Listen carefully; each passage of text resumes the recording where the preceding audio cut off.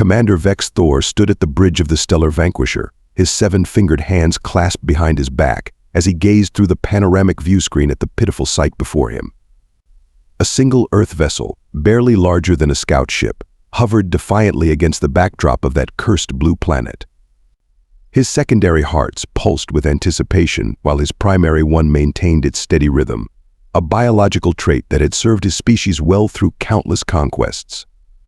High Commander Lieutenant Kaz Ran's voice cut through the silence.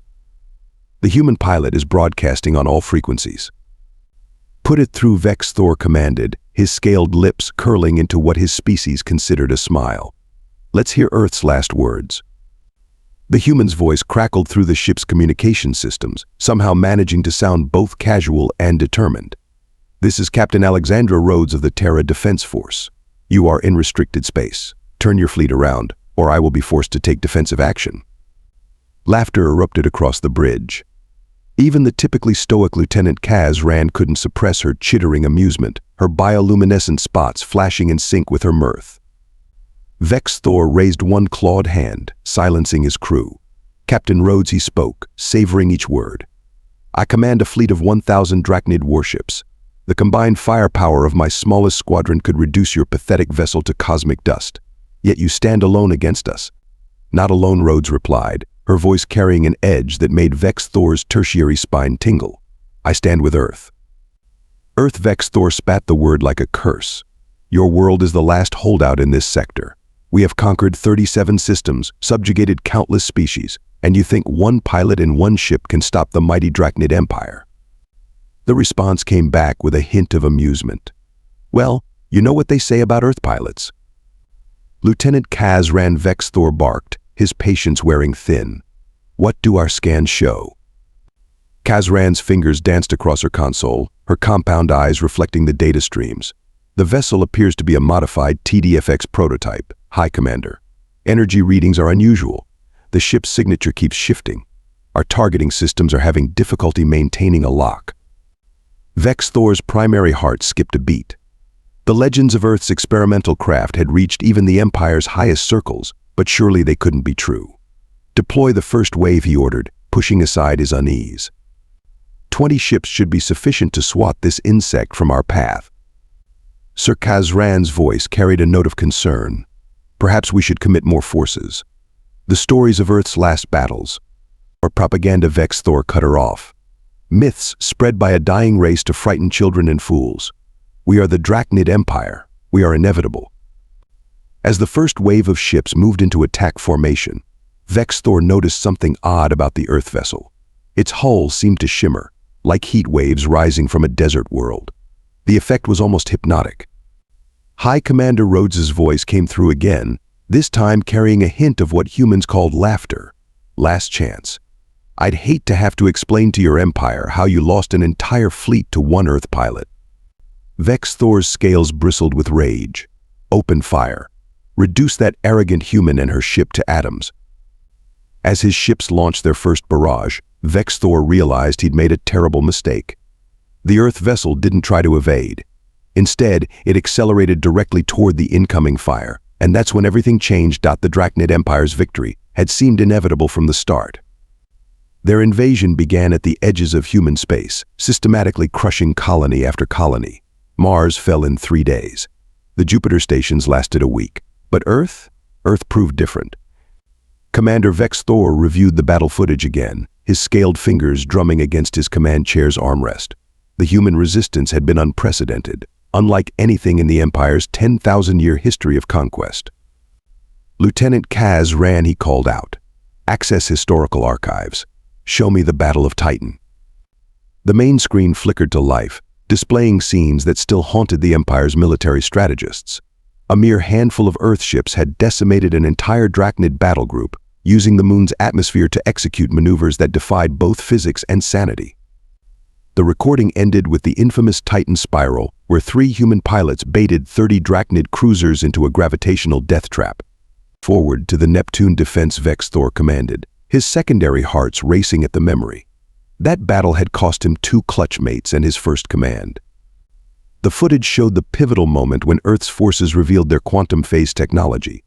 Draknid sensors had registered 50 ships, then 500, then none at all.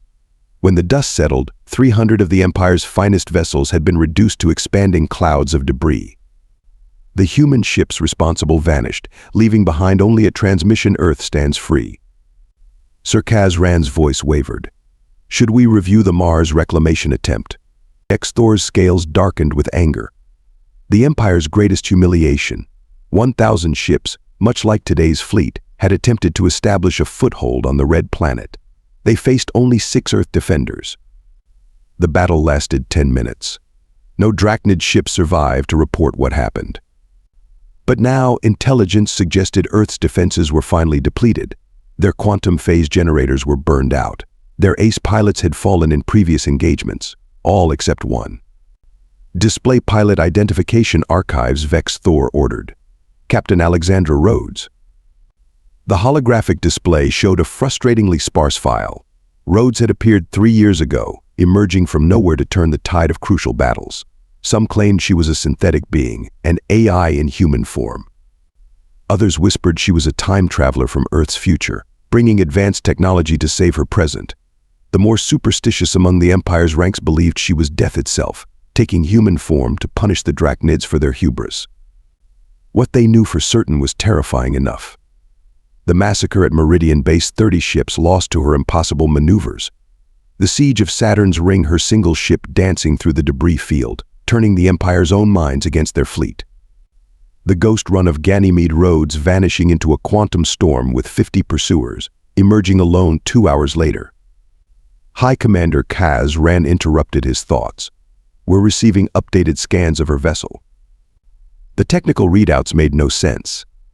The ship's energy signature pulsed like a living heart, but its pattern matched no known technology. Its hull seemed to absorb their scanning beams rather than reflect them. Most disturbing were the temporal distortions surrounding it, as if the very fabric of space-time refused to behave properly in its presence. Sir, one of his bridge officers spoke up, mandibles clicking nervously. There are rumors among the crew. They say Rhodes isn't just Earth's last pilot. They say she's their best, held in reserve for this very day. A weapon disguised as a warrior. Vex'thor silenced him with a glare, but the damage was done. He could feel the uncertainty spreading through his command staff like a virus. They had all heard the stories, whispered in dark corners of space stations and cargo holds. How Rhodes seemed to know where enemy ships would be before they arrived. How her vessel could be in multiple places simultaneously. How she never seemed to run out of ammunition or fuel. Legends, Vex'thor growled, but his own confidence felt hollow. We are the Draknid Empire. We have erased entire civilizations from existence. We will not be stopped by one human in one ship. As if in response to his declaration, Rhodes's vessel began to move, its hull shimmering with that strange, mesmerizing effect.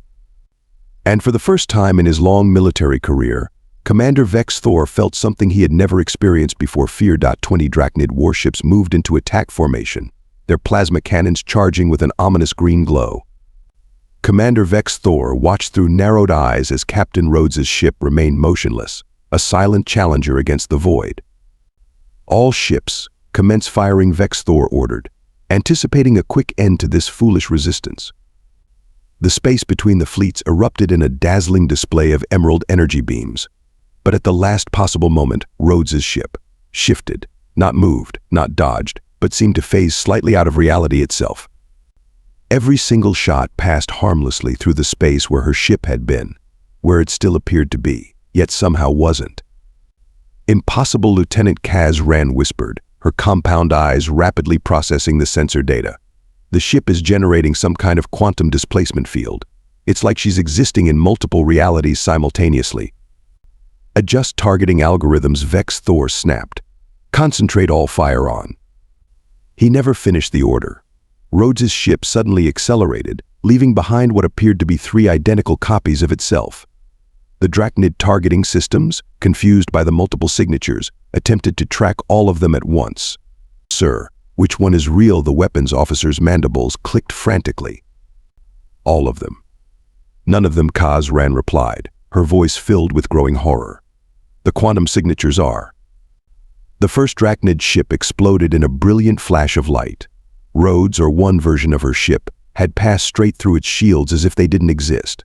The vessel's hull crumpled inward, crushed by some invisible force, before detonating from within. Quantum torpedoes, Vex'thor realized too late. She's using our own shield frequencies against us. 2 more Draknid ships fell in rapid succession, their crews barely having time to register what was happening. Rhodes's vessel, now seeming to exist in at least 5 places at once, danced between them with impossible grace. Each pass left destruction in its wake. Commander, one of the squadron leaders, called out, panic evident in his voice. Her ship, it's not just phasing through space, it's phasing through time. Our sensors show weapons impact before she even fires. Vex'thor's scales rippled with disbelief as he watched the massacre unfold. Rhodes wasn't just fighting his ships, she was systematically dismantling them. Each maneuver seemed precisely calculated, each strike perfectly timed. It was as if she knew exactly where every ship would be at every moment. Bring up the tactical display, he ordered, desperate to understand her strategy. The holographic projection showed something that chilled his blood. The debris field from his destroyed ships wasn't random. Rhodes was deliberately positioning the wreckage, creating a complex 3-dimensional pattern in space. Sir Kazran's voice cracked with realization. The debris field. It's forming some kind of quantum resonance array. She's using our own ships to amplify her temporal displacement field. Another explosion rocked the void as the 7th Draknid ship succumbed to Rhodes's assault. This time, the blast seemed to ripple backwards through time, the ship appearing to implode before the weapons even struck it. All ships, break formation, Vex'thor commanded, but his order came too late. Rhodes had herded the remaining vessels exactly where she wanted them. The debris field suddenly pulsed with energy, creating a web of quantum distortions. 3 more Draknid ships vanished instantly, caught in temporal eddies that erased them from existence. Status report, Vex'thor demanded. 12 ships lost, Kazran responded, her usual stoic demeanor shattered. The remaining 8 are reporting critical systems failures. Their temporal shields are Sir, she's somehow aged their shield generators by 50 years in a matter of seconds. Through the chaos, Rhodes's voice came through the command channel, as calm as if she were discussing the weather. That was your warning shot, Commander Vex'thor.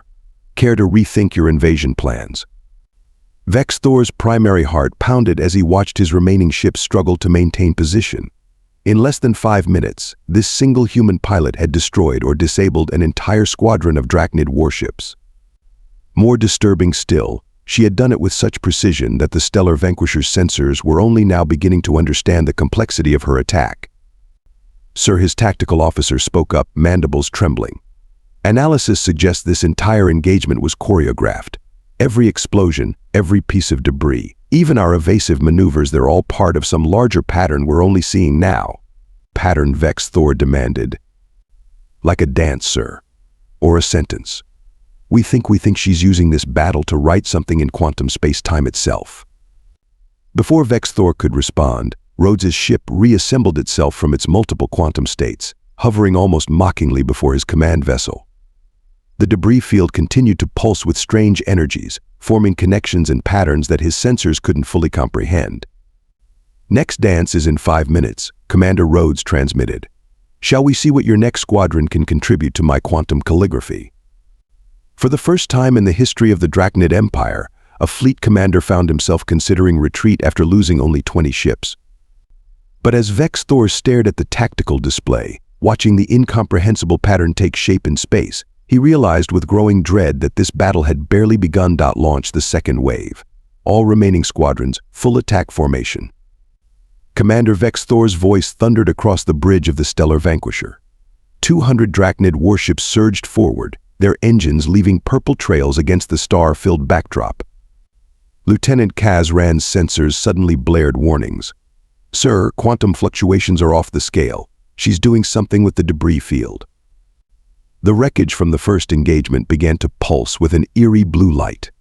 Captain Rhodes's voice crackled through the command channel. You know, Commander, humans have a saying. The best sword is one forged from your enemy's weapons. The debris field exploded into motion. Each piece of destroyed Draknid ship now glowed with the same temporal energy that surrounded Rhodes's vessel. They began moving in perfect synchronization, forming a massive, swirling vortex of quantum-charged wreckage. By the first egg, Vex'thor whispered as understanding dawned. She's turned our own ships into temporal weapons. Rhodes's ship darted through the oncoming Draknid fleet, but now she had help. The debris followed her movements like a deadly metallic storm, each piece multiplying across quantum states. Where before she had been one ship in multiple locations, now she commanded an army of temporal anomalies. "Sir, incoming transmission," Kaz Ran announced, her voice shaking. It's from Earth Command." A new voice joined the command channel, aged but powerful. "This is Admiral Marcus Bennett of Earth Defense Force. I see my daughter is keeping the family tradition alive." Vex'thor's secondary hearts nearly stopped. "Bennett, the hero of the Titan Spiral." "The same," the Admiral replied, "though Alexandra has far surpassed my achievements. You see, Commander Vex'thor, Project Quantum Phoenix wasn't just about building advanced ships. It was about finding pilots who could handle them. Pilots whose minds could exist across multiple timelines simultaneously." 30 more Draknid ships vanished in a cascade of temporal explosions. Rhodes's vessels seemed to be everywhere at once, each quantum echo trailing its own deadly wake of weaponized debris. "Sir," the tactical officer shouted. "Her ship's quantum signature. It's identical to the ones we detected during the Mars reclamation. She was there too, just in a different time." The revelation hit Vex'thor like a plasma blast. Every major defeat the Empire had suffered, every impossible victory Earth had claimed, they had all been the same pilot, the same ship, fighting across different points in time. Rhodes's voice returned, tinged with amusement. "Did you really think Earth would put all its hopes in one pilot, Commander? Or that we'd risk everything on a single battle? I've been fighting this war across 1,000 timelines, learning every possible outcome, every potential strategy. This isn't just a battle. It's the culmination of years of temporal combat." Another wave of destruction swept through the Draknid fleet. Ships didn't just explode, they aged centuries in seconds, their hulls crumbling to dust. Others split across quantum states, their crews experiencing multiple deaths simultaneously. Casualties mounting. Sir Kaz Ran reported frantically. 140 ships lost. The quantum disruption is spreading through our formation like a virus. Vex'thor watched in horror as Rhodes executed a maneuver that should have been impossible. Her ship corkscrewed through space-time itself, leaving a spiral of quantum echoes. Each echo intersected with a different Draknid vessel, passing through their shields as if they weren't there. In her wake, ships imploded, their matter compressed by temporal forces until they vanished into quantum singularities. "The pattern," Sir, the science officer called out. "We've decoded it. The quantum calligraphy she's writing in space-time. It's a program. She's rewriting the local laws of physics." Rhodes's next transmission confirmed his worst fears. "Time isn't linear, Commander. It's a dance, and I've had lifetimes to perfect my choreography. Your empire thought it could break Earth by attacking us across multiple fronts, multiple times. Instead, you taught us how to transcend time itself." The debris field had now grown to encompass half the battlefield, each piece existing in multiple quantum states simultaneously. It was like fighting against 1,000 ships, each one piloted by the same impossible warrior who knew every move before it happened. Sir Kaz Ran's voice was barely a whisper. "Total casualties have reached 312 ships. The quantum disruption is beginning to affect our temporal shielding. If we don't retreat." "The Draknid Empire does not retreat," Vex'thor roared, but his own voice sounded hollow in his ears. "How do you fight an enemy who has already fought this battle countless times, who has seen every possible outcome and chosen the perfect path to victory?" As if answering his unspoken question, Rhodes's ship suddenly appeared directly in front of the stellar vanquisher, its hull rippling with temporal energies. Through the view screen, Vex'thor could finally see the true nature of her vessel. It wasn't just a ship, it was a nexus of quantum possibilities, a physical manifestation of humanity's defiance against the linear progression of time itself. "Final warning," Commander Rhodes transmitted. "The next phase gets considerably more interesting. And trust me, I've run through all the possibilities. None of them end well for your fleet." Commander Vex'thor's scales had turned a sickly pale green as he watched his mighty fleet crumble before a single human pilot. His bridge crew exchanged nervous glances as he paced the command deck, tail lashing violently behind him. "Prepare the quantum lance," he suddenly ordered, his voice dropping to a dangerous whisper. Lieutenant Kaz Rand's bioluminescent spots flashed in alarm. "Sir, the quantum lance is unstable. Using it this close to a temporal distortion field could tear reality apart. Better to rip space-time asunder than face the Emperor's wrath," Vex'thor snarled. "Power up the main cannon. Divert all energy from life support if you have to." A new voice cut through the tension. "Hi, Commander, this is Sub-Commander Rhodes. We must abort this attack. The quantum lance could destroy Earth's entire solar system." "Silence," Vex'thor roared. "I will not be the first Draknid commander to retreat from battle. Begin charging sequence." The stellar vanquisher's hull hummed ominously as power flowed into its primary weapon. The quantum lance, a forbidden technology stolen from an ancient civilization, began to glow with sickly purple energy. Captain Rhodes's voice came through again, but this time it carried a note of genuine concern. "Commander, your weapon's quantum signature is destabilizing. Trust me, I've seen this play out. It doesn't end well for anyone." Sir Kaz Rand pleaded. "Sensors confirm her warning. The temporal distortion field is reacting to the quantum lance. The feedback loop could." Her words were cut short as Rhodes's ship split into 12 quantum echoes, each one moving in perfect synchronization. The debris field she had created began spinning faster, forming a complex geometric pattern that seemed to exist in 4 dimensions at once. "Fascinating," Rhodes commented, as casual as ever.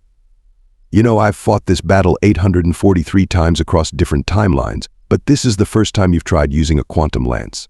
Points for creativity." The quantum lance's charging sequence reached 90%. Warning klaxons blared across the stellar vanquisher as reality itself began to buckle under the strain. "Hi, Commander." Sub-Commander Rhodes' voice was frantic now. 3 more squadrons have gone dark. She's using our own temporal wake to amplify her attacks. We're literally fighting ourselves across multiple timelines." Vex'thor's grip on his command chair tightened until his claws punctured the armrest. Target lock on the human vessel. Prepare to fire. "Sir," a junior officer spoke up, mandibles trembling. What if the legends are true? What if she really is death incarnate, come to punish our hubris?" "Legends," Vex'thor laughed maniacally. "I'll show you the only truth that matters. Fire the quantum lance." The massive weapon discharged, sending a beam of pure quantum energy toward Rhodes's position. But instead of dodging, her ship flew directly into the beam. The quantum lance's energy wrapped around her vessel like a cocoon of purple lightning. "Impossible," Kaz Rand whispered. "She's absorbing the blast." Rhodes's ship began to pulse with combined temporal and quantum energies. Her voice came through once more, now carrying an echo, as if speaking from multiple times at once. "Thanks for the power boost, Commander. I was running a bit low after destroying half your fleet." The absorbed energy from the quantum lance suddenly burst outward in a sphere of temporal disruption. 40 more Draknid ships vanished instantly, their matter scattered across 1,000 different time streams. Sir Kaz Rand shouted above the chaos. "The quantum lance's containment field is failing. The temporal backlash is going to." A blinding flash of light filled the bridge. When it cleared, Vex'thor stared in horror at his tactical display. The stellar vanquisher's primary weapon had aged 10,000 years in an instant, crumbling into cosmic dust. "Final casualty report," Kaz Rand announced, her voice hollow. 528 ships lost. The quantum lance is destroyed. Temporal shields failing across all remaining vessels. Sub-Commander Rhodes' image appeared on the main screen, his scales nearly white with fear. "Hi, Commander, we must retreat. The Empire cannot lose this entire fleet. Think of our people." Vex'thor's primary heart raced as he watched Rhodes's ship continue its impossible dance through his formations. Each movement left trails of quantum fire, each pass brought more destruction. She wasn't just defeating them, she was rewriting the very laws of physics to make their defeat inevitable. Sir Kaz Rand's voice had dropped to a whisper. "Long-range sensors detect. Temporal anomalies spreading throughout the system. She's not just winning this battle here and now. She's winning it across every possible timeline." The truth finally broke through Vex'thor's pride like a plasma torch through hull plating. This wasn't a battle. It wasn't even a war. It was a lesson, written in quantum fire across the fabric of space-time itself.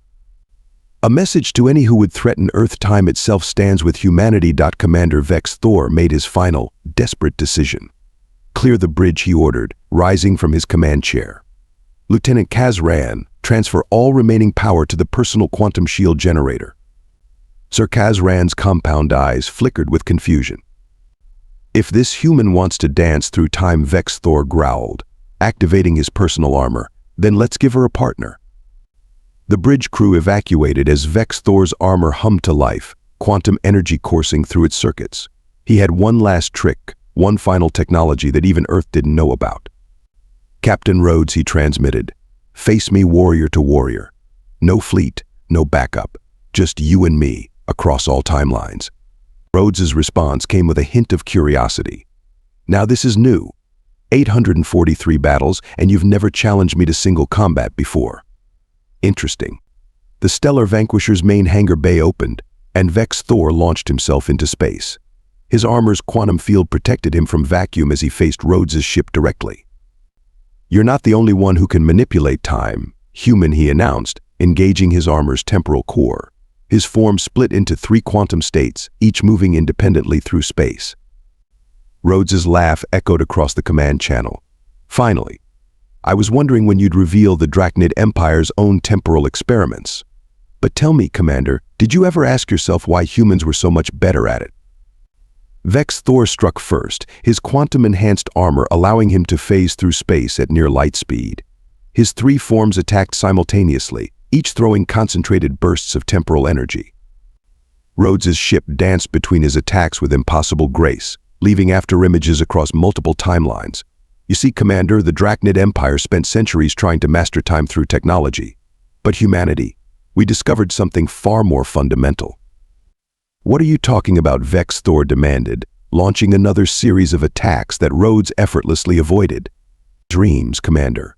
Human dreams." Rhodes's ship suddenly stopped, hanging motionless in space. "Every night, billions of humans dream. And in those dreams, time has no meaning. Past, present, future, they all flow together in endless possibilities." Her ship began to glow with an inner light that had nothing to do with technology. Project Quantum Phoenix didn't create temporal technology. It simply let us tap into what humanity could already do naturally. Every human dream creates microscopic tears in space-time. We just learned how to use them. Vex'thor's attacks became desperate as understanding dawned. Impossible. Dreams are just neural impulses. Are they Rhodes's ship pulsed with energy that his sensors couldn't classify? Or are they moments when consciousness itself slips between timelines? "My ship isn't powered by quantum generators, Commander. It's powered by the dreams of every human on Earth." The space around them began to shimmer as billions of quantum possibilities collapsed into a single point.